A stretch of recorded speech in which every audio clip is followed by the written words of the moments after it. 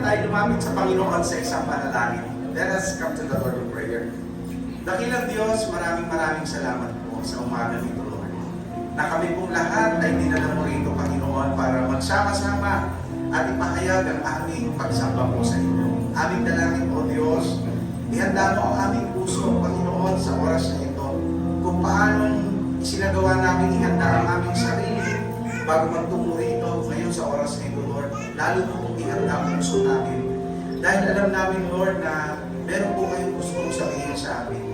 Panginoon, turuan mo kaming makinig magmula doon sa mga awitin, sa aming sa mensahe ng banal na hapunan, sa mensahe ng pagkakaloob, sa mensahe, Panginoon, ng iyong mga salita hanggang matapos po ang selebrasyon ito.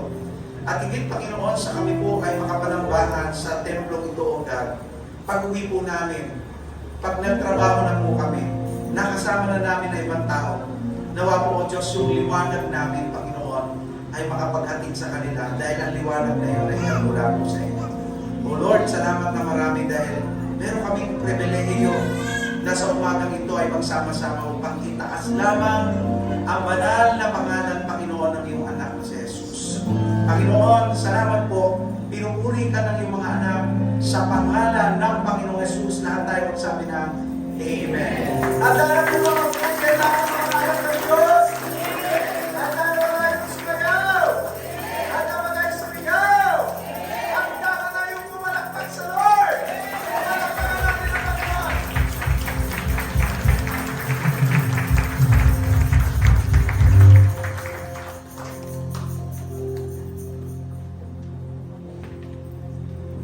Yan, isang mapagpalang umaga mga kapatid. Pinagpala po ba ang lahat ng anak ng Diyos na narito?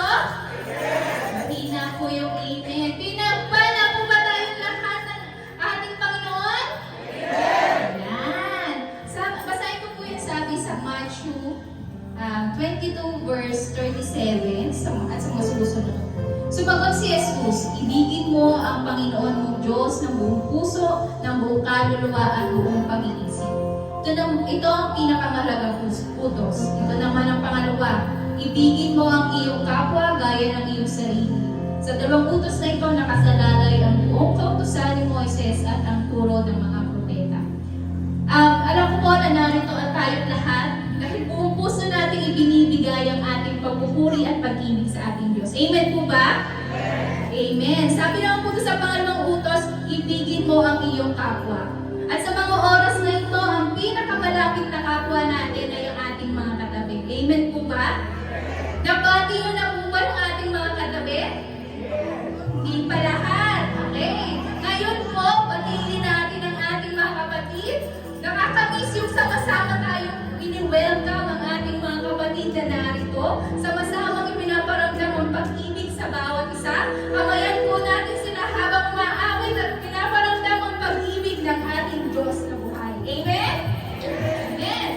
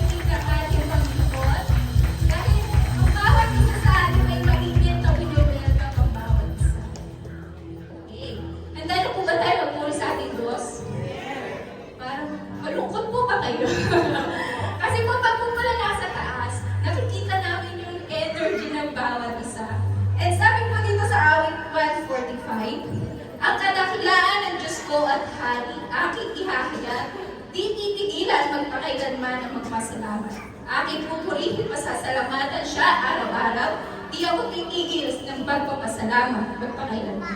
Dakila si Yahweh at karapat-dapat mo siya'y purihin, ang kaditilaan niya ay mahirap natin unawain.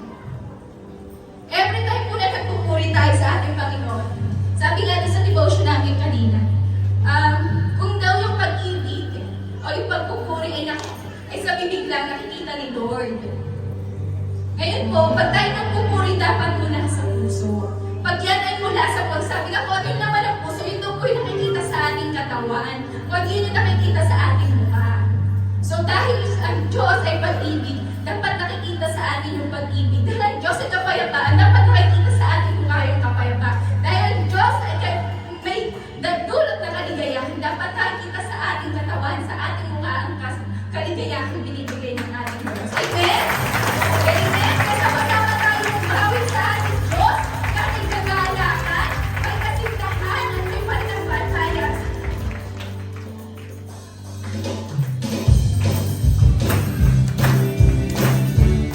Amen? Sabayan po natin ang isa. Managalaw tayo. Sino ba sasabing dakila ka, aming Ama? Sino ba kaawit sa Kanya, kundi tayo Kanya nilikha? Sino magsasabing dakila ka, aming Ama? Sino ba kaawit sa Kanya, kundi tayo Kanya nilikha? Ang Kanyang ginagawa, purihin ang Diyos at siya ay awitan.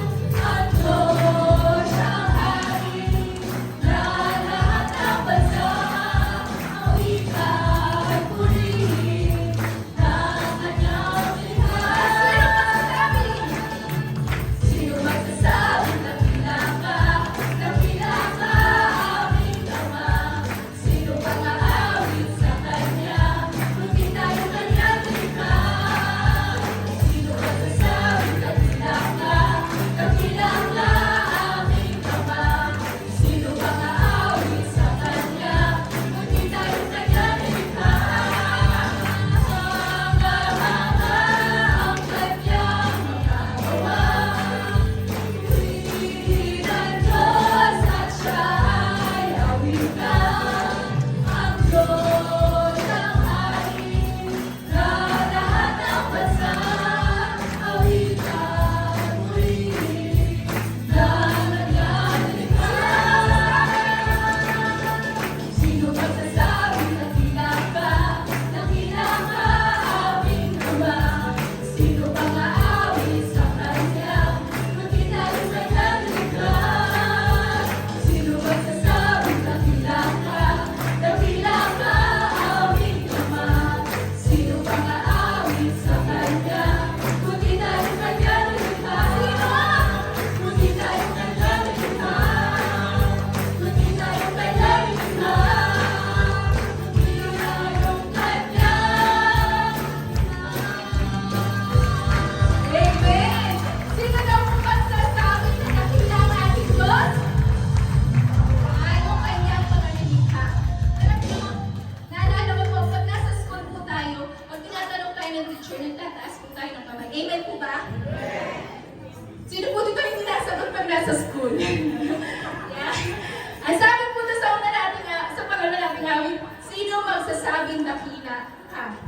Sino magsasabing dakila ang ating Diyos? Sino po?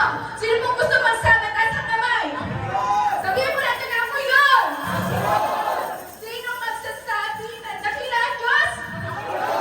Sino dito magpupuri sa ating Diyos? Sino po dito maaawit para sa ating Diyos sa buhay? Yan, dahil tayo lahat tayo iaawit na ako'y magpupuri na taas ang kamay. Amen?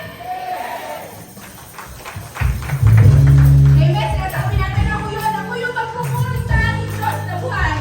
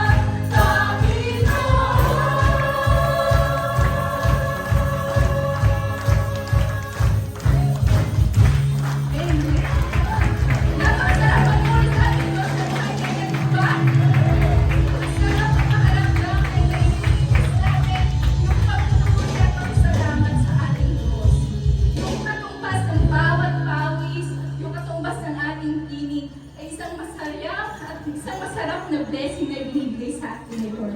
Tunay nga na ang ating Diyos ay dapat nating papurihan, salamatan, awitan at sambat.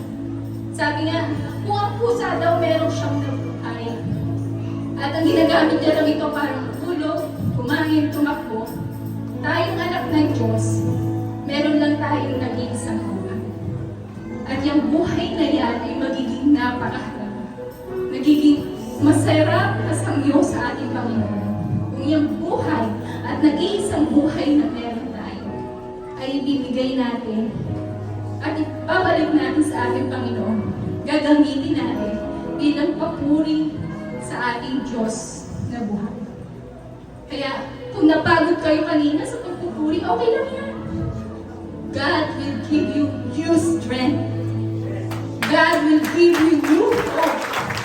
Kasi ang Panginoon, nakikita niya yung laman ng ating puso. Kung gaano tayo masayang nagpuri kanina, ganun din siya kasayang i-bless ka. I-bless ka sa lahat ng aspeto ng buhay mo. Maaaring financially o materially, hindi mo yung ma-reach. Pero yung peace, yung love, yung hope and faith na meron ka, it give you more than everything. It make you a millionaire, a billionaire.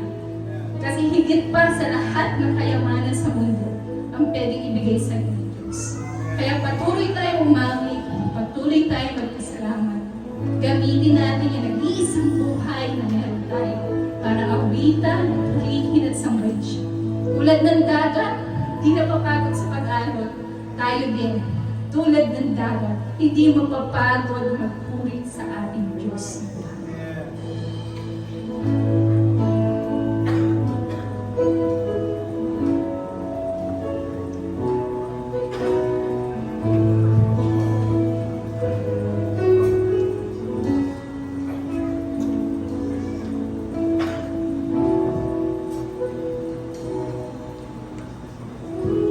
Mayroon lamang akong sariling buhay, hindi pagkakain, lahat sa'yo'y bibigay. Gayon pa man sa'kin, nag-iisang taglay, ilalaan bawat saglit upang ibigin ka nang walang humpay. Gaya ng dagat na hindi napapagal sa pag-alon, puso ko ay sa'yo magmamahal sa habang panahon. Natatanging kayamanan ko, ikaw ay sambahin. Wagas na pagsipay, iyong dinggin, lalagip ng awitin. Umamit sa ating Diyos.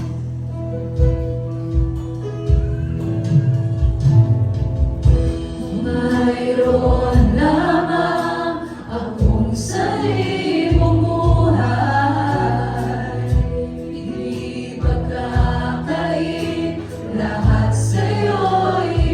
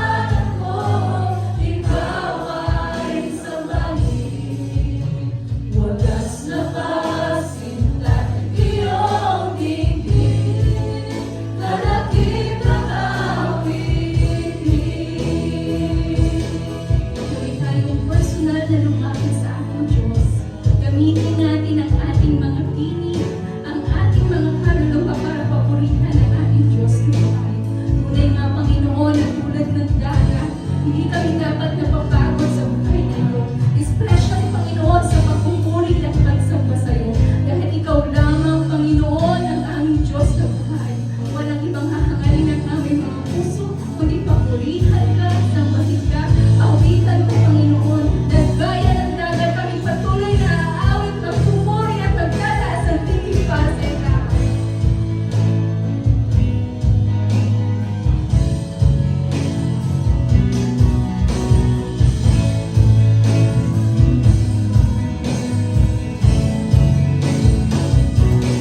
Kaya ng dagat na hindi napapagal sa pag-alon, pusong buhay sa'yo nagmamahal sa habang panahon. Kaya ng dagat na hindi napapagal sa pag-alon, pusong buhay sa'yo nagmamahal sa habang panahon. Kaya ng dagat na hindi napapagal sa pag-alon, pusong buhay sa'yo nagmamahal sa habang panahon. Kaya ng dagat na hindi napapagal sa pag-alon, pusong buhay sa'yo nagmamahal sa habang panahon. Natatanging kayamanan ko'y ikaw ay sambahin. Wagas na pagsintay iyong di wagas na pagsintay. Wagas na pagsintay iyong dinggin. Wagas na pagsintay iyong dinggin. Lalapit na awitin. Hallelujah, Panginoon, pinupuri ka namin. Tinataas namin, Panginoon, ang aming tingin. At kalakip ang aming awitin, Panginoon, ay ang aming pagpupuri, ang aming pasasalamat, ang aming mga puso, Panginoon, na nag-uumapaw sa pagsamba. Panginoon, sa mga oras na ito kami lumalapit sa iyo. Ikaw lamang ang aming itinataas. Muli, Panginoong Jesus, ikaw yung aming nais pasalamatan, nais papurihan, nais sambahin. Salamat, Lord, dahil meron kaming isang buhay na pwede namin gamitin para papurihan ka, sambahin ka, sambitin ang paulit-ulit, Panginoon, ang iyong pangalang Jesus. Sambitin ang paulit-ulit, Panginoon, ang aming pasasalamat at pagpupuri. Tunay nga, Panginoon, walang ibang dakila kundi ikaw lamang. Kahanga-hanga ka, O Diyos. Kahanga-hanga ang iyong ginawa para sa buhay namin. Ang kaligtasan na meron po kami, ang iyong pag-ibig, Panginoon. Kaya, Panginoon, sa iyo namin binabalik ang lahat ng pagpalit. At patuloy kaming magpupuri at magpapasalamat. Itataas ang pangalan mo lamang. Ikaw lamang ang aming pagpupuri. Salamat, Panginoon. Sa mga oras na ito, Panginoon, sa aming pagsamba, sa iyo namin ibinabalik ang lahat ng papuri, lahat ng pasasalamat. Samahan niyo po kami, gabayan niyo po kami, at mangusap po kayo sa aming Panginoon. Muli, Panginoon, ikaw na pong bahala sa bawat isa. Salamat, salamat, salamat sa lahat, sa lahat. Sa iyo po ang lahat ng papuri, pagsamba sa pangalan ni Jesus. Amen.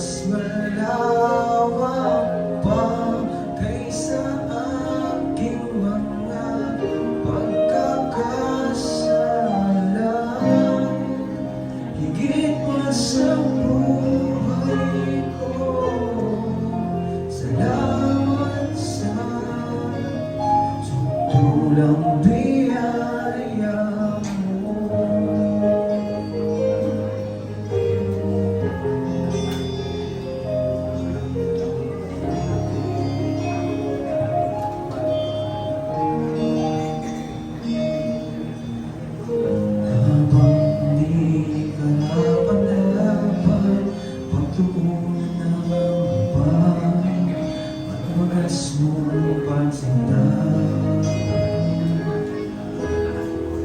Habang walang kakayanan, masukli ang kakabuti sa lahat mong ginawa. Yakap mo ako sa aking kawihan. Inibig mo ako nang di kayang tumbasan. O Diyos ng katarungan at katwiran na kahit minsa'y di na mahirapan. Kabanalan na malatian.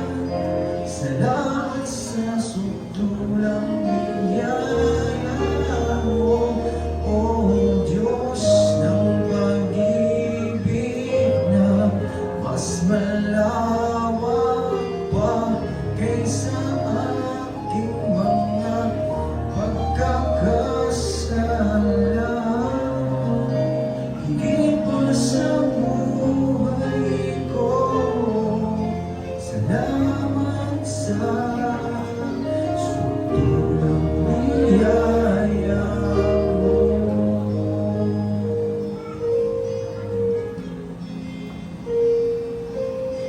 Salamat sa sutulang biyaya mo.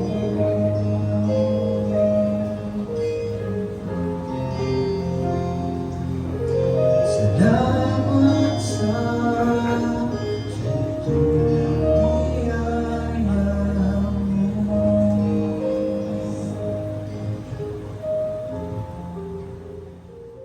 Purihin ng Diyos, para ito, Panginoon, bagong ito, dahil sa dakilang pag-ibig na ibinigay sa atin. Ang pag-ibig na yan ay ihayag niya sa pamamagitan ng ating Panginoong Jesucristo. Nais ko basahin sa inyo ang unang Juan 4, 9 at 10. Ganito ang sinasabi. At inihayag ng Diyos ang kanyang pag-ibig sa atin nang isugol niya sa mundo ang kanyang kaisa-isang anak upang magkaroon tayo ng buhay sa pamamagitan niya.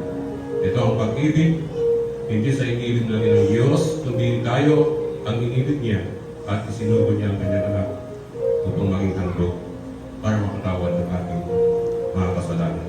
Murihin ng Diyos sa pagkabasa ng kanyang mga salita. Tunay na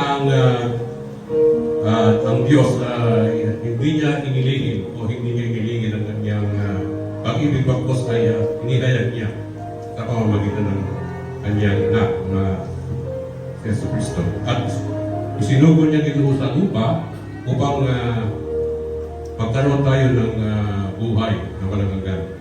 At ito yung ay ginawa ng ating Panginoon doon sa krus na siya ay pinahirapan, siya ay pinako at binuhos ang kanyang dugo upang mahugasan ang ating kasalanan. At sa oras na ito, mga kapatid, ay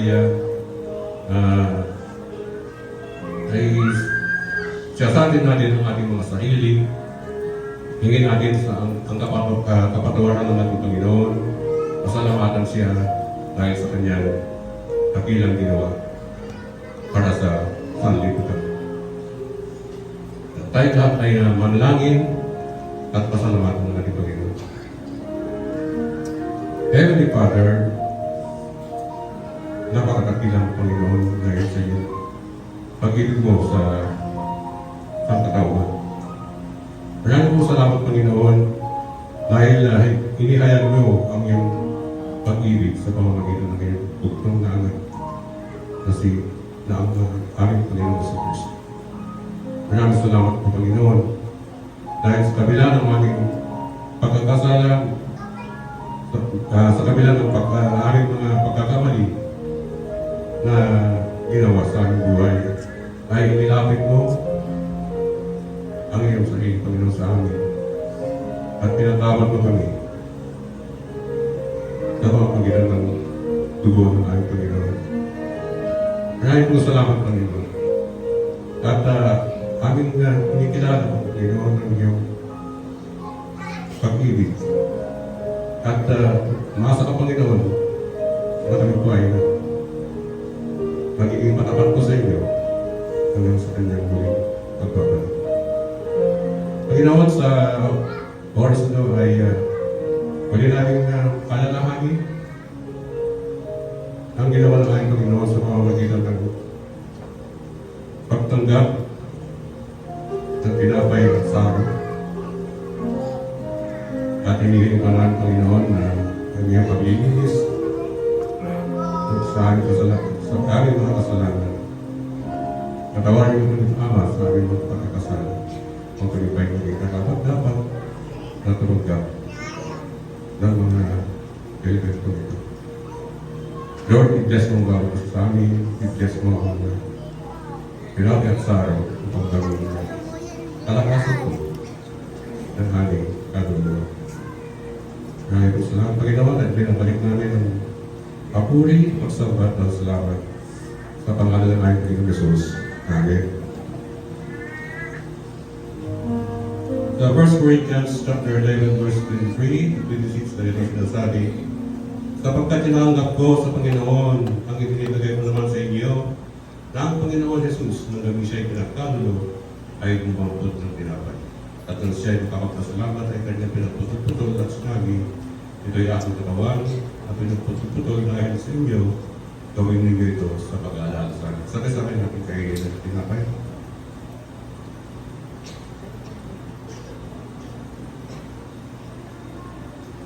At gayon din naman, tinawakan ng saro. Pagkatapos mga hapon na sinasabi, ang saro nito ay siyang bagong tipan sa aking dugo. Gawin ninyo ito sa tuwing kayo magsisinom sa pag-alala sa akin. Sabay-sabay natin inumin sa akin.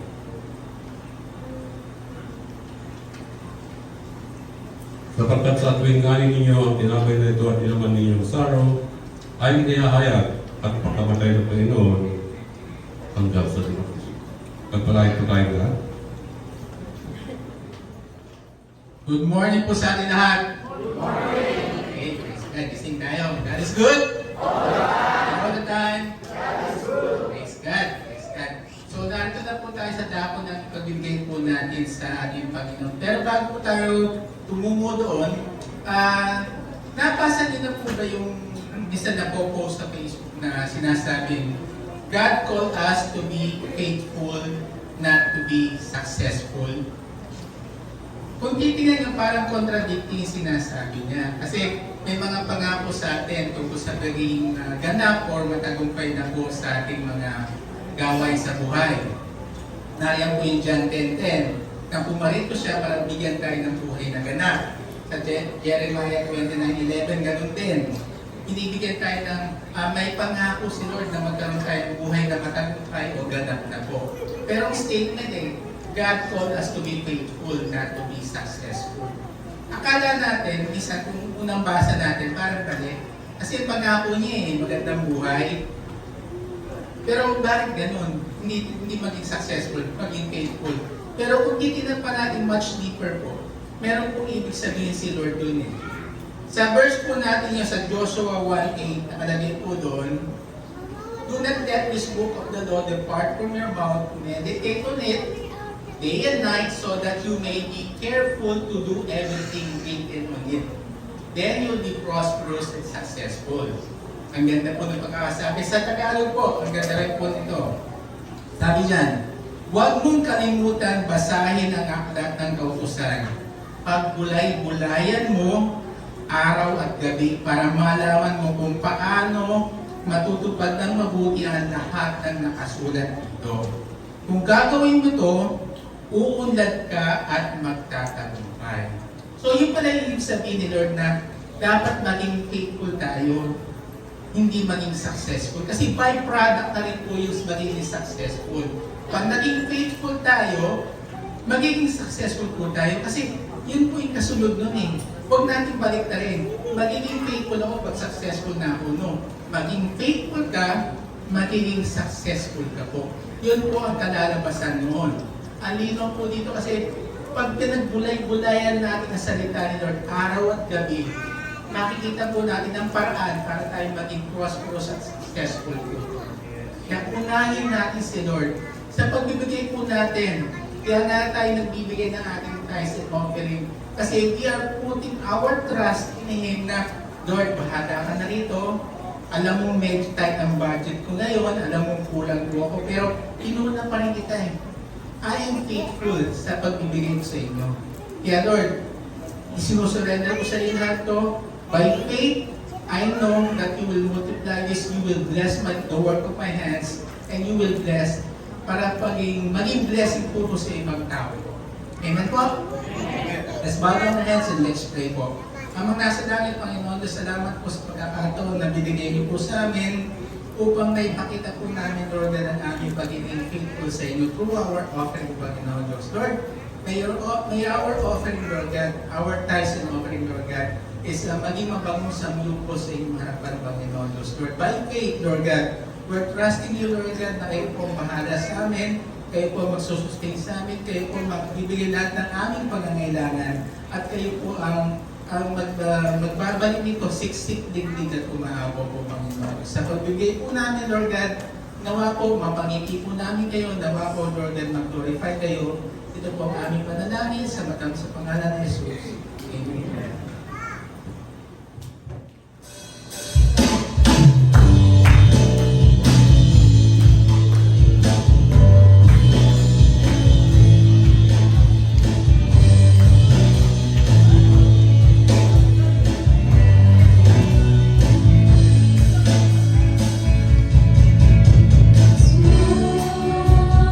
Napakabuti mo, di ka nagbabago.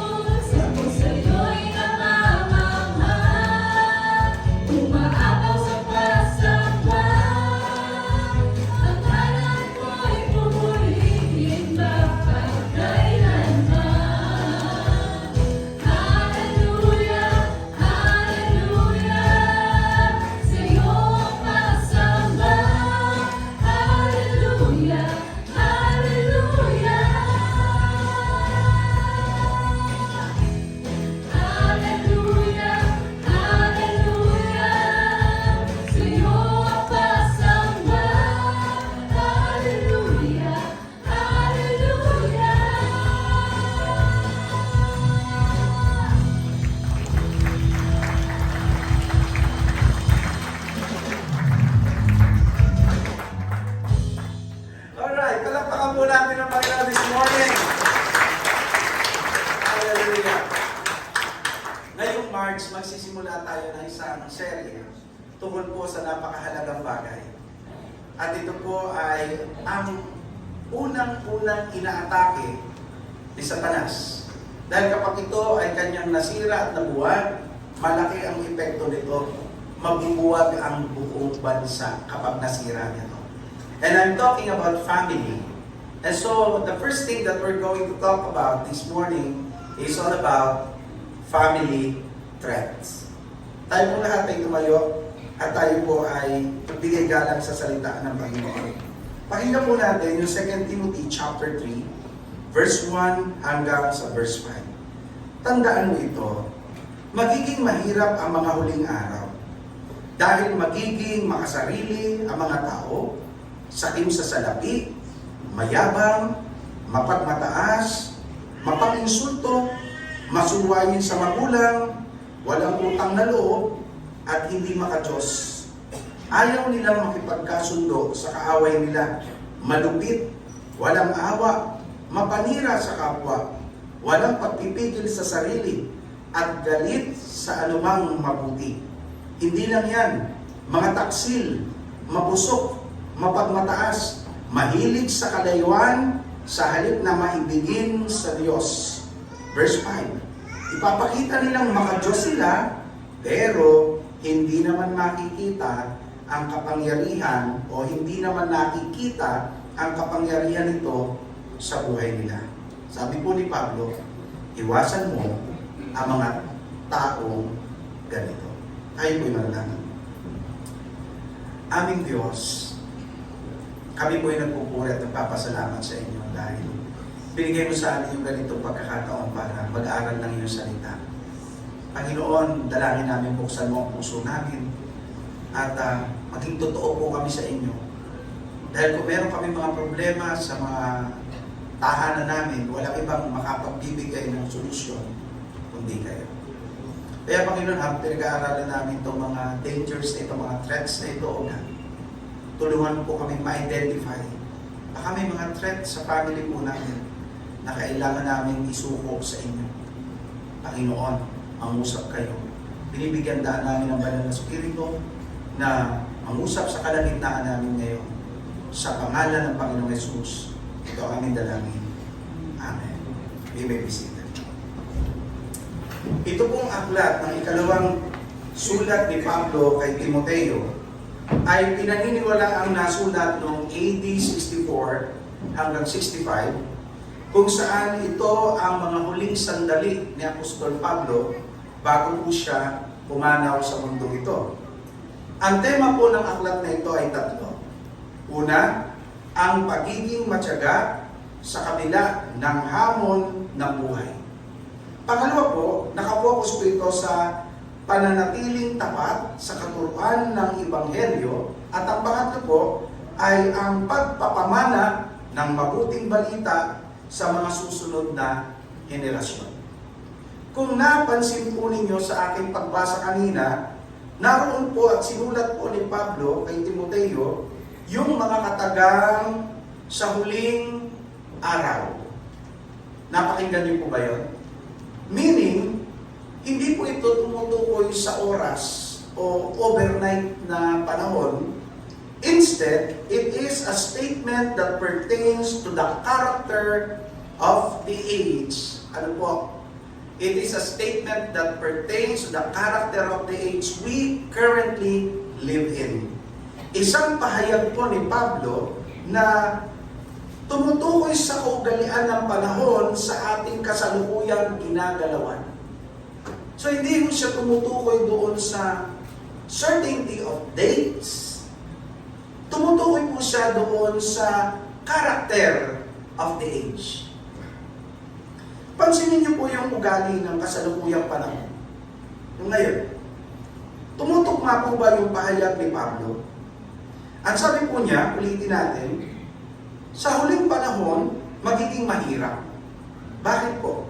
Sabi niya, dahil magiging makasarili ang mga tao, sakim sa salapi, mayabang, mapagmataas, mapang-insulto, masuwayin sa magulang, walang utang na loob, at hindi makadiyos. Ayaw nilang makipagkasundo sa kaaway nila, malupit, walang awa, mapanira sa kapwa, walang pagpipigil sa sarili, at galit sa anumang mabuti. Hindi lang iyan, mga taksil sila, mapusok, mapagmataas, mahilig sa kalayuan sa halip na maibigin sa Diyos. Ipinapakita nilang makadiyos sila, pero hindi naman nakikita ang kapangyarihan nito sa buhay nila. Tanong po, lahat po ba lang ito napapansin niyo sa panahon ngayon? Totoo po ba ito? Yes. Lahat po ng ito na binanggit ni Pablo, ay totoo. Bakit? Lahat ng ito binanggit ni Pablo para bigyan ng babala si Timoteo, pero hindi lamang sa panahon po ni Timoteo. Ito ho ay babala maging sa panahon natin. All of these things that was mentioned by Paul are dangers that Christians will face in end times, not only in the time or at the time when Paul was writing this, but until our time, mga kapatid. And the first target of these dangers is none other than Christian family. Wala po ibang target ito, mga kapatid, kundi ang pamilyang Kristiyano. And so we must be careful about these threats to our family. You know, Satan does not change his tactics and attacks. Why? Dahil kung ang target niya noong una ay ang pamilya ni Eva at ni Adan, sa pamamagitan ng pag-uudyok ng pagre-rebelde sa Diyos, yan pa rin ang tactic niya sa panahon ngayon, mga kapatid. Maging rebelde ang bawat pamilyang Kristiyano, taglay ang pag-uugaling mga binanggit ni Apostol Pablo. Kaya kung hindi po tayo aware, baka yung family na po natin ay under attack. Hindi mo pa alam. It's good na narito ka ngayong umaga para malaman mo ang mga threats sa family mo na napakadelikado. Ano ba itong threats sa family po na very dangerous? Ano itong mga threats na ito na very dangerous dahil makakasira sa ating pamilya ngayong huling panahon? Ano ito? Ito po yung una. Yung tinatawag po natin kawalang galang. Kawalang galang. Verse 2, sabi po doon, magiging makasarili ang mga tao, sakim sa salapi, mayabang, mapagmataas, mapang-insulto, masuwayin sa magulang. Gusto ko pong sagutin ninyo ang ilang mga katanungan ito sa inyong puso. Just meditate it, pero wag niyo pong sagutin audibly, ano po? Sa inyo ng puso at sa inyong isip. Tanong ko po, mga magulang at mga kapatid, magalang po ba ang mga tao sa panahon ito sa kanilang kapwa-tao? Sagutin niyo sa inyong puso. Magalang po ba ang mga estudyante sa kanilang mga guro? And vice versa? Magalang po ba ang mga mamamayan sa kanilang pamahalaan? And vice versa? Magalang po ba ang mga anak sa kanilang magulang? And vice versa? Ano po ang sagot ng inyong puso? Alam niyo, ang paggalang po ay nagsisimula sa loob ng tahanan, mga kapatid. At pag ito po ay nawala sa loob ng tahanan, ito ay threat na pwedeng sumira, hindi lang po sa ating pamilya, kundi maging sa pamayanan. Kaya po sa Old Testament, mahigpit po ang bilin ng Panginoon sa bayan ng Israel, partikular sa mga magulang, noong sila po ay makalabas sa Ehipto. Ang sabi po ng Panginoon sa Leviticus chapter 20 verse 9, ang sinumang lumapastangan sa kanyang ama at ina ay kailangang patayin. Baka kung ito'y gagawin sa panahon ngayon, baka oras-oras ay may papatayin.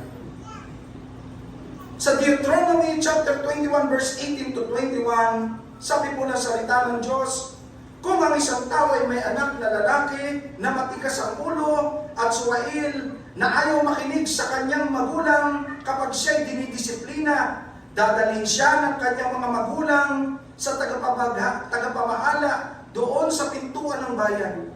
Sasabihin nila sa mga tagapamahala, matigas ang ulo nitong anak namin at rebelde siya. Hindi siya sumusunod sa amin. Gastador siya at lasenggo. Pagkatapos, dapat siyang batugin ng lahat ng naninirahan sa bayan hanggang mamatay siya. Maririnig ito ng lahat ng Israelita at matatakot sila. Sa pamagitan nito, mawawala ang masasamang gawa sa inyong bansa. Kung gusto po natin i-apply ito, pwede rin naman. Gusto niyo po. Mahirap nga lang. Baka po pati mga anak ko madamay dito. Baka pati mga anak ko madamay dito. Baka lumabas tayo nilang mga magulang na nandito. Or baka tayo mismo hindi na lumitaw sa mundo. Dahil noon pa lang baka nabato na lang tayo. Dahil kabilang tayo sa matitigas ang ulo. Nakita mo natin dito yung sinabi ng Panginoon maliwanag. Sisira ng bansa ang kawalan ng paggalang. Nakita mo natin yung katotohanan dito, ang paggalang ay nagsisimula sa loob ng tahanan at hindi pastor ang magtuturo nito. Kayong mga magulang, tayong mga magulang. Pero gaano karaming mga magulang na iniaasa sa mga pastor ang pagdidisiplina sa anak. Sige, papakausap kita kay pastor. Pastor, ito ang anak ko ay matigas ang ulo. Pakikausap mo nga. Kapatid, ang kausap dito ng Panginoon, maliwanag na maliwanag, ay mga magulang. At sinasabi po dito na ang disiplina ay magsisimula sa loob ng tahanan. Ang paggalang ay sa loob ng tahanan. At ang magtuturo ay ang mga magulang. Dahil kapag hindi naturuan ang mga anak, masisira ang bansa. Na magtatanong tayo, Pastor, paano po ba nagsisimula ang kawalang galang? First, when family member or when member of a family begins to be a lover of self. Ulitin ko po. When member of a family begins to be a lover of self. Sabi ng Bible, on the last days, magiging mahirap ang buhay. Bakit?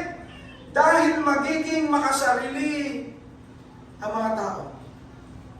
Magiging focus ng mga tao yung sariling pagpapahalaga. Ito yung isang ugat ng pagkawala ng respeto sa loob ng kapwa, miyembro ng pamilya. Selfishness. Bakit may mga lalaki na nambubuntal, nambubugbog ng asawa dahil hindi po nila mahal ang asawa nila, mas mahal nila yung sarili nila. At ako po yung maasa, walang member ng Church of Christ na kalalakihan dito na nanggugulpi ng asawa, nagbibigay ng star at nagbibigay ng ube sa kanyang asawa. Amen? Wala. Pero bakit ginagawa yun ng iba? Because para sa kanila ay mas mahalaga ang kanilang sarili kaysa sa kanilang asawa. Pangalawa po, paano po nagsisimula ang kawalang galang sa loob ng tahanan? Hindi lang po because a member of family becomes a lover of self, but this is the second, when member of a family became a lover of money. Kapag miyembro ng pamilya ay naging maibigin sa salapi, sabi ng Bible sa huling araw, ang mga tao ay magiging sakim sa salapi. Gaano karaming pamilya ang nagkaroon ng hindi magandang ugnayan ng dahil sa pera. Meron pa ng pamilya na umabot sa punto na napatay ang isa o higit pa sa isa ng dahil po sa pera at sa pamana.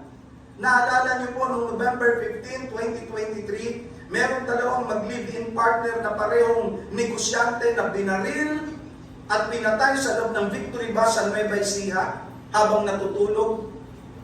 Noong pong nahuli ang isa sa mga dalawang gunman, napag-alaman po, masakit sa kalooban, ang mastermind at ang pangalan po nito ay si Charlito Aldelano Jr. alias Tisoy. Siya po ang mastermind ng pagpatay sa kinakasama ng kanyang ina at sa mismong ina niya. Anong dahilan? Napag-alaman po na ang dahilan at motibo ng tisoy na ito. Kaya ginawa niya ito sa kanyang sariling ina ay may kinalaman sa pera, ari-arian at mamanahin. Kaya po totoo ang sinabi ng Biblia, 1 Timothy chapter 6 verse 10. Sabi po dyan, for the love of money is the root of all evil. Mga kapatid, alam nyo, kung itong si Tisoy, ay may respeto sa kanyang nanay, sabihin na natin, sige, hindi niya maramdaman yung love, pero bilang tao na lang, na nagdaladala sa kanyang, dinala siya sa sinapupunan sa loob ng 9 na buwan, inalagaan siya hanggang siya'y lumaki, at siya po ay pinag-aral, at siya po ay maaaring nakatapos. Kung iisipin na lamang niya, huwag nang isipin na yun ay nanay niya, isipin na lang niya, kapwa-tao niya yun, na pinagkakautangan niya ng loob, at meron siyang respeto, mga kapatid, hindi aabot sa punto para patayin niya yun. All because of money, because of love of money, mas mahal niya ang pera kaysa doon sa nanay niya. Sinira niya ang relationship na meron sila. Ano pa po ang pinag-uugatan ng kawalang galang sa loob ng pamilya? When member of a family became a lover of pride. Sabi ng talata, sa mga huling araw, ang mga tao po ay magiging mayabang, mapagmataas, mapang-insulto. Ang kapatid, mayabang, ugaling, ipinagmamalaki kung ano siya, ano ang kanyang na-achieve, anong meron siya, at kung anong kaya niya. Mapagmataas, ugaling hindi marunong bumaba, hindi marunong kumilala ng pagkakamali. Mapang-insulto, ugaling ibinabagsak ang iba sa pamagitan ng masasakit na pananalita. Pag meron kayong ganitong kasama sa loob ng bahay, sisirain ito ang loob ng inyong tahanan. Lahat ng ito, actually, pag sinamarize nyo, isang salita lang, ang tawag dito ay pride. At ang nasa gitnang titik ng pride ay letter I. Kapag sa loob ng bahay, wala nang ibang bida, kundi yung isa, nakalimutan na yung iba, pride. Kapag may pride sa loob ng bahay, sigurado mayroong away. At ito'y sisira ng pamilya. Bakit maraming mag-asawa na hindi magkasundo? Lagi na lang nagtatalo. Kasi merong ayaw magpatalo. Hindi ba pwedeng gawin na lang natin na huwag na kayo magtalo, magpapanalo na lang kayo? But because of pride, gusto natin lagi may talo. Kayo bang mag-asawa ay nagtatalo hanggang ngayon? Minsan umabot pa sa punto ng tagal-tagal yung hindi nag-uusap. Kasi ayaw may magpanalo. Gusto lagi may matalo. Bakit may mga magkakapatid na nag-aaway-away? Sila magkakapatid nagsisiraan, samantalang galing sila sa iisang sinapupunan. Because of pride. Pag meron kang isang kapatid na walang ginawa kundi magsuhol dito, sulsul dito, sabi nito, sabi ni ganyan, sisira yan sa pamilya. Kaya kung minsan may mga kapatid na nag-aaway-away, pati yung walang kinalaman, nadadamay. Pride, mga kapatid. Bakit may mga anak na kayang tiisin ang mga magulang? Because of pride. When there is the presence of pride in the family, for sure, there is also the presence of disrespect. At ang kawalang galang, mga kapatid, ay makikita sa pagiging mayabang, mapagmataas, at mapang-insulto. Pang-apat, ano pa ang pinagmumulan ng kawalang galang sa loob ng tahanan? When member of a family became a lover of disobedience. Sabi po ng Bible, sa mga huling araw, ang mga tao ay magiging masuwayin sa magulang. Ilan po sa atin dito ang masunurin sa magulang? Ilan po sa atin dito ang magalang sa magulang? Taas nga po yung masunurin sa mga magulang. Ito po pwede na pumuntas. Praise the Lord. Yung iba po hindi nagtaas. Kaya nasa taas po dito yung kamay ng mga magalang sa magulang. Kahit hindi po talagang nanay lang sa praise the Lord. Mahalaga pong masunong rin ang mga anak. Alam nyo, mga youth, makinig kayo sa akin. Hindi lang sila, kundi sa ating lahat. Maaaring mahirap sumunod sa mga magulang, pero yon ang pinaka-safe. Sabi nga po, there is safety in obedience. Kahit na parang ang hirap-hirap sa iyo bilang kabataan na sumunod sa sinasabi ng nanay mo, sundin mo! Gawin mo yung inuutos. Bakit? Dahil yun ang pinaka-safe. Ito sa totoo lang po. Yung mga anak ko po, hindi ko pinapayagang matulog sa ibang bahay na unless kamag-anak. Simula pa po nung bata sila. Because for me, the safest place is our house. Kaya po, yung ibang youth, nagpapaalam na matutulog sa bahay. Sabi ko, magpaalam sila sa mga magulang nila. Kasi ako po may prinsipyo na hindi pwedeng matulog ang mga anak ko sa bahay na hindi nila kamag-anak. Kaya po minsan, mga anak ko nagpapaalam sa akin, Daddy, pwede ba kami mag-sleep over? Kilala nila, hindi anak. Kasi kayo yung sleep over. Ako hindi maka-sleep. Nag-aalala ko kasi ako. Salamat sa Diyos sa mga anak ko masunod. Siyempre, anak ng pastor. Perfect yung mga yun. Joke lang. Kaya kung magulang nyo, may sinasabi sa inyo na dapat yung gawin, obey. Ano pong gagawin kapag may sinasabi? Obey. Kahit parang mahirap, dapat obey. Diba? Kahit parang uncomfortable sa pakiramdam mo, dapat obey. Palakpakan nga po natin mga kapatid. Dahil yung mga anak na masunurin, yun ang pagpapalain. Tatandaan niyo po ito mga anak, mga mahal ng anak. Yung mga anak na masunurin, yun ang pagpapalain. Yung matigas ang ulo, yun ang may sumpa. Makikita niyo po yung difference ng buhay ng mga anak na masunurin at matigas ang ulo. Yung matigas ang ulo, sakit ang ulo. Matigas ang ulo eh. Yung masunurin, blessing. Tanungin mo sa sarili mo bilang anak, blessing ka ba sa family mo o sakit ka ng ulo? Simula ngayong araw na ito, napapakinggan mo ang salita ng Diyos. Wala kang ibang dapat ilagay sa isip at puso mo, kundi obey. Sunod. Kahit labag sa kalooban mo, pero alam ng magulang mo yun ang tama, dapat obey. Ano po ang sabi ng salita ng Diyos? Babasahin ko po ito tuloy-tuloy itong mga talatang ito. Hindi ko na babanggitin yung kung saang aklat kasi pinaplas naman po sa screen. Magsimula tayo sa kawikaan. Anak, sundin mo ang itinuturo at inuutos ng iyong magulang. Makinig ka sa iyong magulang, sapagkat kung hindi dahil sa kanila, hindi ka naisilang sa mundong ito.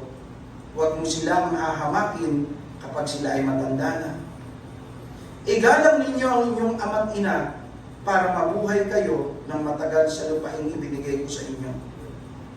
Mga anak, sundin nyo ang mga magulang nyo dahil ito ang nararapat gawin bilang mga mananampalataya sa Panginoon. Igalang nyo ang inyong ama't ina. Ito ang unang utos na may kasamang pangako. At ito ang pangako, giginhawa ka at hahaba ang buhay mo rito sa lupa. Sino po dito ang gusto guminawa ang buhay? Praise the Lord. Sino po dito ang gusto mabuhay ng mahaba? Tas po kami. Praise the Lord. Sabi po rito, obey. Mga anak, everybody say, obey. Obey. Obey. Obey.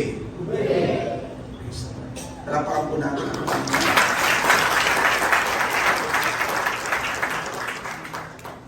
Sa panahon ngayon, maraming mga anak na disobedient sa magulang. Anong resulta? Sira ang pamilya. May nanay na iiyak kasi may anak na napariwara dahil hindi sumunod. May ama na luluha dahil may anak na matigas ang ulo kaya nakulong.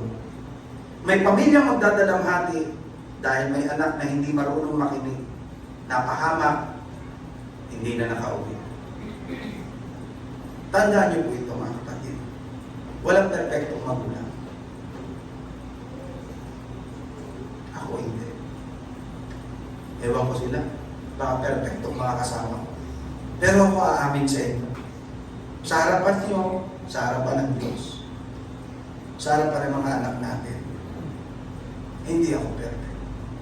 Sino kasama ko rito magulang na umaamin hindi siya perfect? Praise the Lord. Yung hindi nagtaas, kapuling-puling kayo.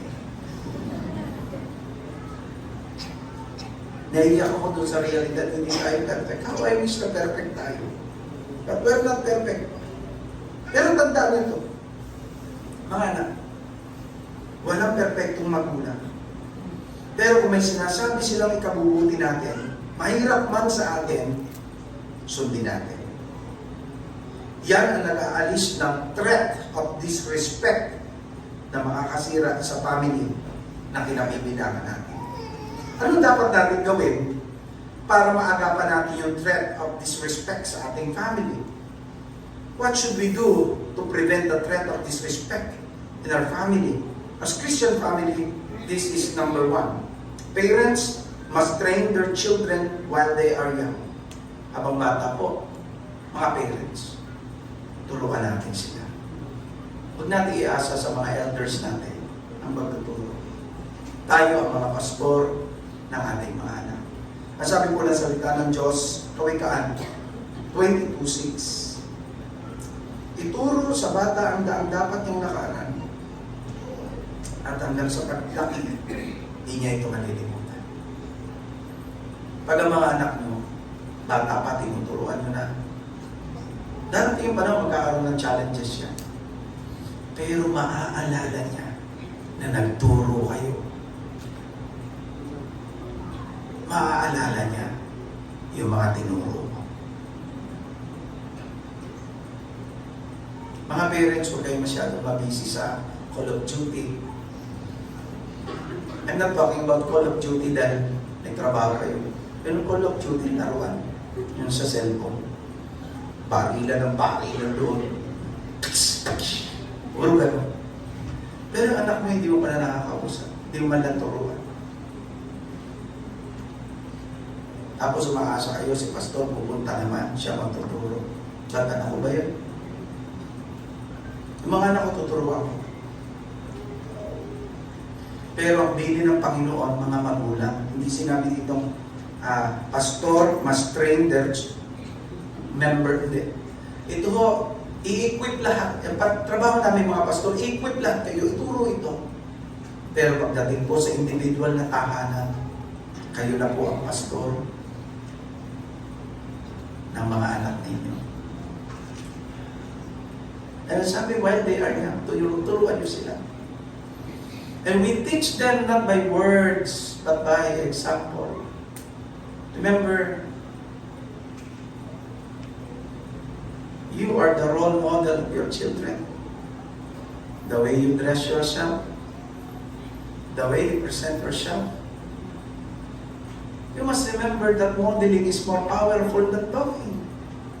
Amen? Oh, everybody, circle your finger like this. Sige po. Everybody, pwede po. Lagay po. Then wave. Then lagay natin sa forehead natin. Come on. Kita niyo, forehead ba yan? Forehead? Ba, forehead kita. Ito, paulit-ulit ko lang ginagawa. Ngayon, hindi niyo ma-perfect. Why? Ang sabi ko, forehead. Ito na ba ang forehead natin?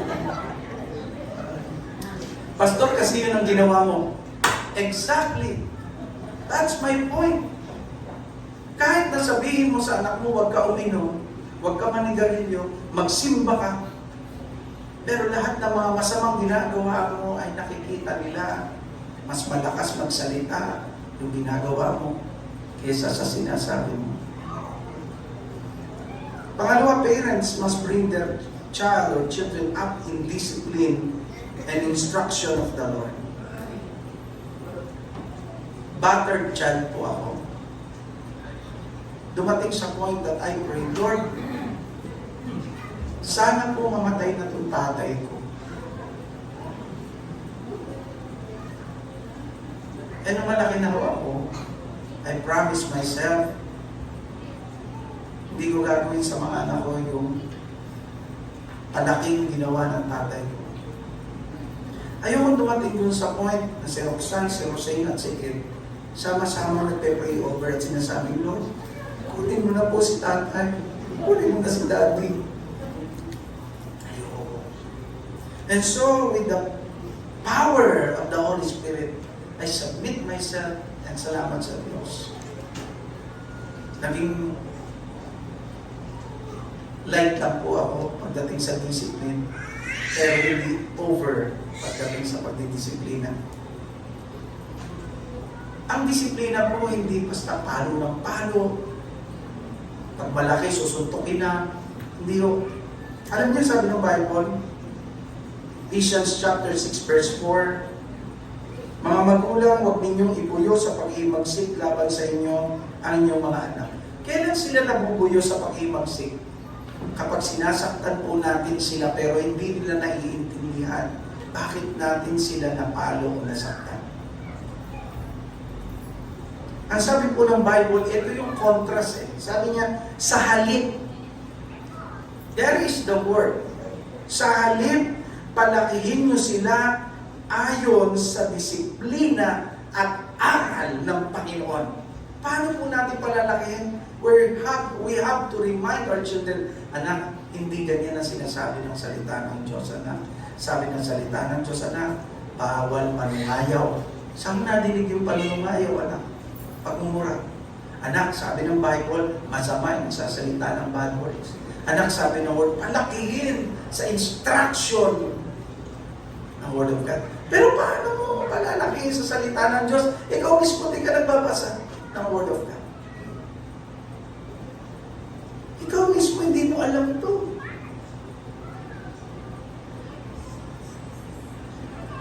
Parents must bring their child up in discipline and instruction of the Lord.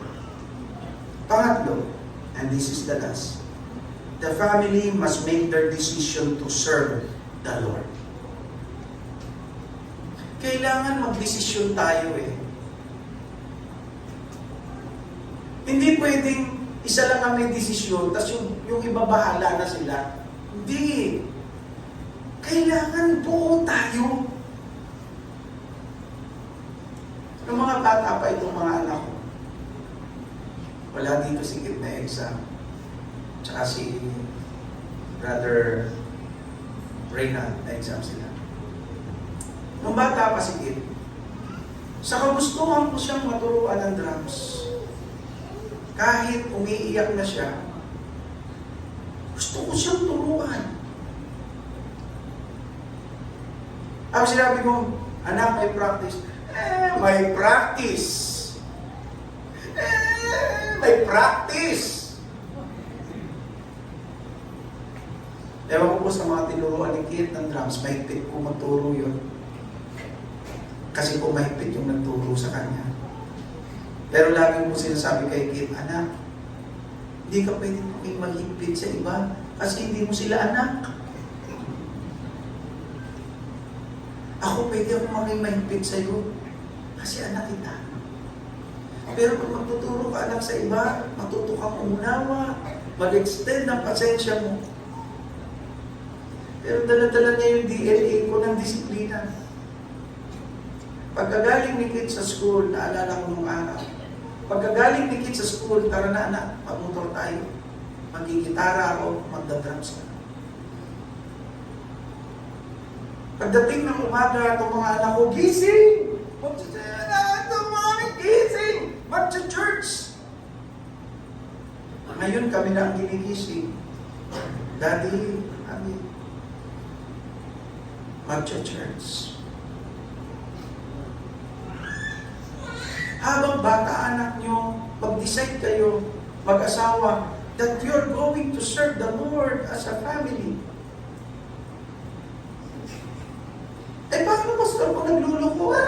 Ganyan. Yun ang pinakamagandang training. Ang training mahirap. Sino po rito nagsasabi ng training madali? Yung mga seaman, may mga training po yan. Tama po ba ako, brother po? Hindi madali, di po ba? Yun ang paghawak ng hose, eh. Napakahirap na po, eh. Yung pagsampa, lahat mahirap. Kung yun ay binibigyan natin ng panahon, na ang ating punto, mga kapatid, ay para sa ikabubuti ho nila. Sa mundo ito, mas lalo sa spiritual nila. Eh, pastor, kasi po ayaw. Kaya nga po pinipilit. Hindi mo pipilitin yung gusto. Meron na po ba kayong pinilit na gusto? Ha? Tinanong mo siya, gusto mo ba namang inasal? Mamayang tanghalian? Ay oo, sige na, pinipilit kita. Wala. Ang pinipilit kong ayaw. At sa loob ng pamilya, kapag ang anak mo maglingkod, kapag ang anak mo ayaw maglingkod sa Panginoon, pilitin mo. Bakit? Kapag ayaw sumama, pilitin mo. Bakit? Kasi ang pinakamalungkot na araw ay hindi yung ikaw ang bibitbit sa kanila sa church. Sa halip 4 o 6 na tao magbibitbit sa kanila.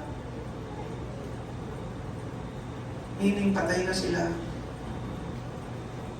Ang masakit, ang kaluluwa, wala sa Panginoon. Sino pipilit sa kanila? Barkada. Sino pipilit sa kanila? Mga guro nila? Pastor nila? Hindi po.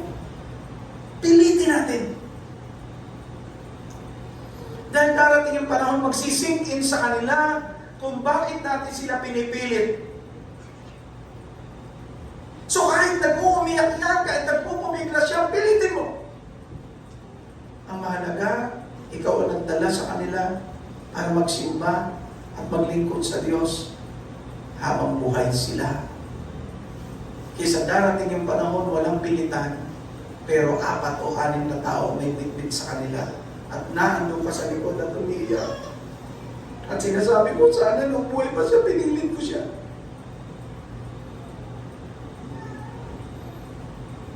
Ang ganda po ng sinabi dito sa Joshua chapter 24 verse 15. Ang sabi nito si Joshua, bago po siya mamatay, bago po siya mawala sa mundo, binilinan niya ang mga Israelita. And I want to close this message here, this first point. I'm gonna continue this message next Sunday. Ang ganda ng bilin niya. At ito yung gusto kong ibilin natin sa atin. At kung ayaw nilang maglingkod kay Yahweh, pumili kayo ngayon kung sino ang inyong paglilingkuran. Ang Diyos, small letter, hindi po yan tumutukoy sa tunay na Diyos. Ang mga Diyos na pinaglilingkuran ng inyong mga ninuno sa Mesopotamia, o ang mga Diyos, again small letter, na mga Amoreo, na sinasamba dito sa lupain inyong tinitirahan. And then, Joshua told the Israelites this wonderful statement, alam natin. Ang sabi niya, ngunit para sa akin at sa aking sambahayan, kay Yahweh kami manlilingkod.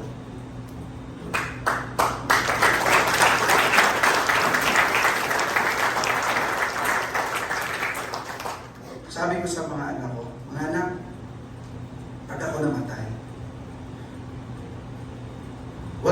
iiwanan ng Church of Christ San Pedro. At kung ano matapos mo, gamitin nyo para sa iglesia ito. Ibuhos nyo ang panahon at lakas ninyo para maglingkod sa Diyos sa church na pinaglagyan ng Diyos sa atin.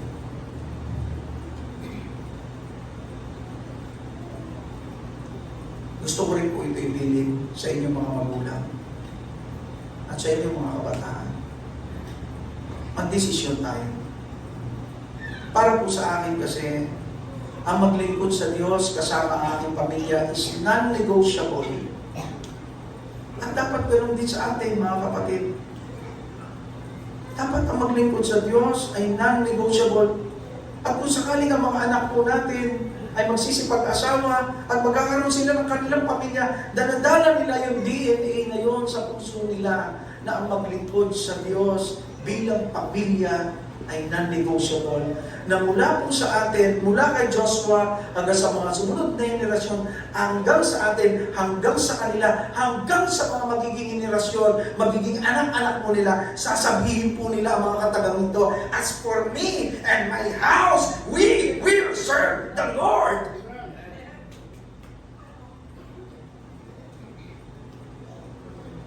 Mga kapatid, let us protect our family from this threat of disrespect. Because this one will really destroy our home. Sa oras na ito, si Satan nakamatsyag na po. Naka-hunting mode si Satan. And if you think that there are cases in your family that your children or you yourself become disrespectful, it's about time to kneel down and repent. Lord, I became disrespectful to my husband, to my wife. I become disrespectful to my children, Lord. Set me free. And if you are a child, if you are children of a certain home, and you think you have this kind of threat within you, threat kasi sira ka sa pamilya, you have to kneel down and ask the Lord, Lord, I have this threat of disrespect. I want to preserve the unity in my family. Lord, set me free from the spirit of disrespect. And rest assured, the power of God in the name of Jesus Christ will set us free. And if you think that your family doesn't make a decision to serve the Lord as a family, then pray as family and make a commitment at sabihin mo, Lord, as for me and my house, we will serve the Lord. Kung kailangan ng pilitan, gawin natin. Last thought that came to my mind as I was preaching here. Ngayon, meron ba kayong member ng pamilya na gusto mapunta sa impyerno? Meron po ba? Parang meron, di ko kayo nasa. Meron po ba kayong member ng family na gusto mapunta sa hell? Ano po ba ang hell? Ang hell ay ang apoy na hindi namamatay. Doon magngangalit ang iyong ngipin. Ang mga uod hindi namamatay. At yun po ay forever and ever and ever and ever as in walang katapusan. Nadadama mo yung sakit pero hindi ka nasusunod. Ganon kaseryoso yung hell. Now, this is my question. A very perfect question this morning. Do you know any member of your family na gusto nyo sa hell siya? Meron pa. Eh, paano yung panganay? Matigas ang ulo, pasaway, hindi mapagsabihan. Gusto niyo po yan? Gusto po niya? Yung panganay po kaya, ano kaya? Payag na tayo? Total, matigas ang ulo eh. Kahit matigas ang ulo, hindi. Tama po? Tama po? Paano kaya yung pangalawa? Yung pangalawa, palasagot eh. Ha? Palasagot. Yung pangalawang anak mo, palasagot. Ano gusto mo? Pupunta sa hell yun? Ha? Hindi. Paano yung bunso? Paladabog pag inuutusan. Parang may mga ta-na-na-na-na-na-na-na. Dun-dun. Ako na naman ulilit! Ayos naman yun! Dito ninaman ako na. Ano kaya? Yun na lang ang dali natin.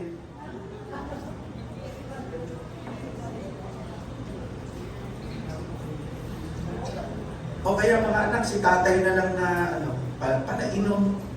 Ayan, mga anak. Okay na sa atin. Total, palainom naman eh. Hayaan na lang natin siya impyerno. Ano? Ayan, mga anak. Eh, si nanay kaya na chismosa. Ano? Tapos, ang excuse, nagsisharing lang daw. Ano, okay kaya? Ayag tayo. Kapatid, according to survey, kahit na po gaano kasama yung member ng family natin, matigas ang ulo, palasagot, paladabog, palainom, chismosa, member ng family, wala po tayong ninanais na papunta sa impyerno kahit sino sa kanila. At yung po ang dahilan punta pa rito si Jesus Christ. Kasi ayaw po niya na kahit na sino sa member ng family natin mapahamak. Ang gusto po niya, lahat ng tao ay magkaroon ng kaligtasan. And we have to cooperate with the heart of the Lord Jesus Christ. His heart must be our heart, mga kapatid. Yung puso niya dapat yun ang puso natin. Kung ayaw ni Lord na mayroong mapahamak sa family natin, mas morty, dapat ikaw mismo kasi laman mo yan, dugo mo yan, mga kapatid. Much more na hindi ka papayag dahil si Lord, binigay niya yung buhay niya. Ikaw oras lang ang ibibigay mo para iba'y mag-study ang pamilya mo, hindi mo pa magawa. Kung hindi ka payag na mayroong mapahamak sa pamilya mo, do your part. Again, Jesus came all the way from heaven here on earth because He loves us so much. And He don't want anybody, any family to be sent in hell because of sin. Pastor, paano po yun? Wala pa akong katiyakan ng kaligtasan. Pati ang pamilya ko, wala pang katiyakan ng kaligtasan. And that's the very reason why you're here. Yan ang pinaka-ultimatum na dahil ang bata, dito ka. Kasi gusto ng Diyos mag-start sa iyo ang kaligtasan. At ikaw ang magdadala ng kaligtasan sa family mo at aayusin ng Diyos ang pamilya mo. Inayos niya ang universe, inayos niya ang mundo, aayusin din niya ang buhay mo. Aayusin din niya ang pamilya mo. Alam mo, kailangan mo na gawin? Surrender. Everybody say surrender. Suko lang. Sumuko ka sa Lord. Bago tayo lumakot sa closing song, tayo po ay mag-pray as a way of thanking the Lord for another soul we're seeking. O God, salamat po ng maraming O God. Hindi lang ang mga anghel ang natutuwa. Kami rin po, sobrang katuwaan namin dahil meron sa kaluluwa na isa pa Panginoon, naligtas, nagsuko ng buhay. Panginoon, we pray na marami pang kaluluwa maakay namin. Panginoon, araw-araw pinipipray po namin ang bawat isa. Gamitin mo po kami para makapaghikayat, Panginoon. Lalo na sa last days kami, Panginoon, napakahirap ng panahon ito. Pero Panginoon, naniniwala po kami, kung maaakay namin ang mga tao sa inyo, magiging madali ang buhay para sa kanila dahil ikaw ang nagpapagaan, nagpapaganda ng buhay na bawat isa sa amin. Pinupuri ka namin, O Diyos, sa araw dito, sa pangalan ni Jesus. Amen. Ay po imawit ang ating closing song.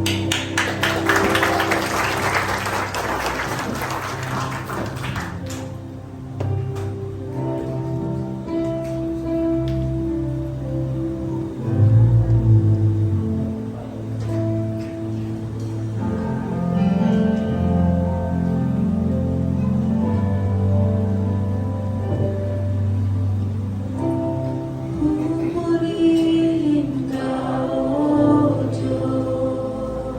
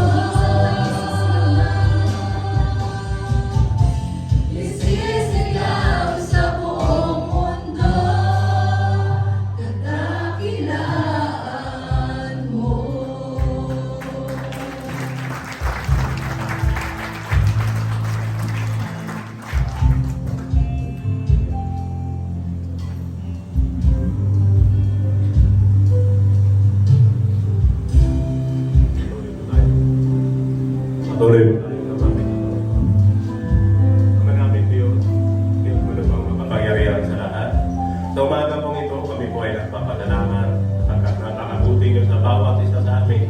Nagawain ito na ito'y nakakatuwa sapagkat kami ay nakapag-awit ng awiting makalangit. Salamat Ama sa mensahe namin na pakinggan. Tunay nga na ito ay naging pagpapala sa bawat isa sa amin. Sapagkat sa oras na ito ay tinuro niyo sa amin ang tamang landas, tamang gagawin upang ang bawat isa sa amin ay magkaroon ng kapayapaan at kami ay magkaroon ng katagumpayan sa aming buhay, Ama. Salamat, Ama, sapagkat napakaganda ng mensaheng ito na ito nagtuturo upang maintindihan po namin na ang iyong mga lingkod ay patuloy na ito ay maging magkaroon ng respeto, pag-alam sa iyong dakilang pangalan, Ama. Salamat, Ama, sapagkat itinuro niyo sa amin na kung paano may mga pagkakataon na ang bawat sa amin na kami ay lumalabag sa iyong kalooban, ay sa oras na ito hinihingi po namin ang kapatawaran ng mga bagay na ito.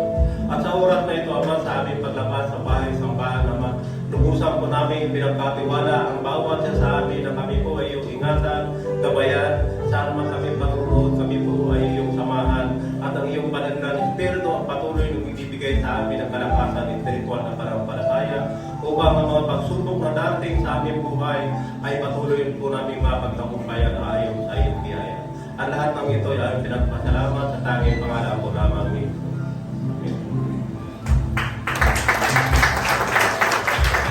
Kailangan natin natin mga kamay.